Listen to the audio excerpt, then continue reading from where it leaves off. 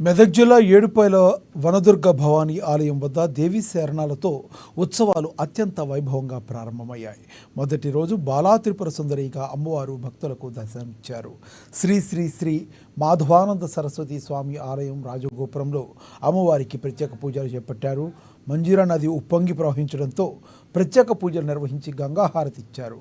వనం అంటే నీరు, వనం అంటే చెట్లు. మంజీరా నది మధ్యలో వెలిసిన అమ్మవారు వనదుర్గామాతగా దర్శనమిస్తున్నారని స్వామి చెప్పారు.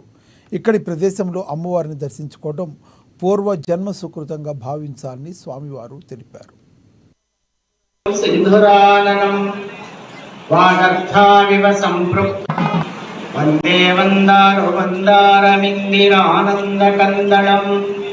అమందానంద సందోహ బంధురం సింధురాననం వాగర్థావివ సంపృక్తౌ వాగర్థ ప్రతిపత్తయే జగతః పితరౌ వందే పార్వతీ పరమేశ్వరౌ.